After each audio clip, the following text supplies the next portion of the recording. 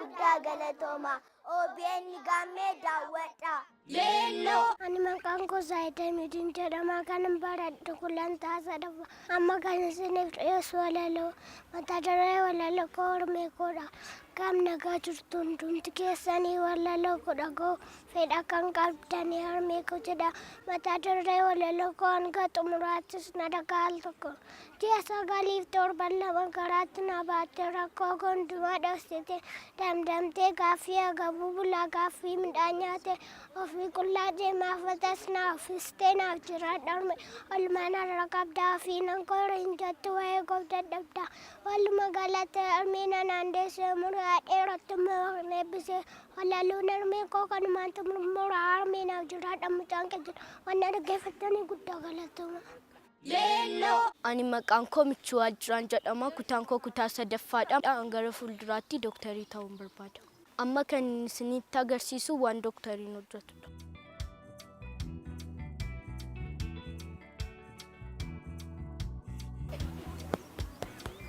Get in. Thank you, doctor. Sit down. Good morning. Good morning, doctor. What is your name? My name is Taradaraje. How old are you? I am 11 years old.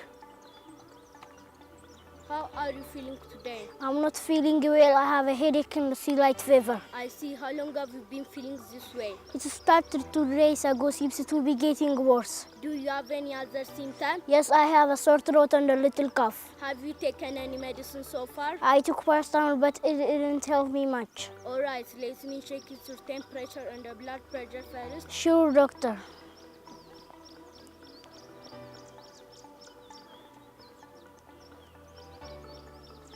Ah.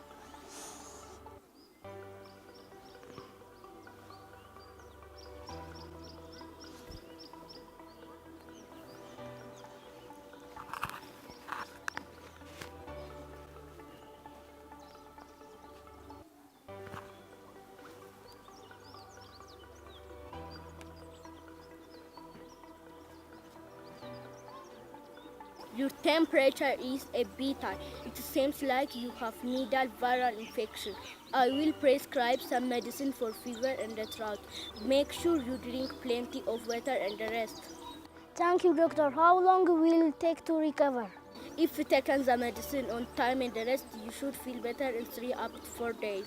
Thank you, doctor. I will follow your advice. Good. Come back if your symptoms get worse or don't improve. Thank you. Take this.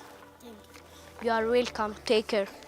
Thank you for attention. Amma waan nu isiniif dhiyeessine kaane dhukkubsataa yeroo mana qorichaa dhaqu waan haasa'amuu qabuu fi dookteriin yeroo dhukkubsataan isa bira dhufu waan haasa'udha. Leelloo. Let me introduce myself. My name is Adda Fikadu. My father's name is Fikadu Nime. My mother's name is Dasina Gasa. I am 5 years old. I have 2 brothers and no sister.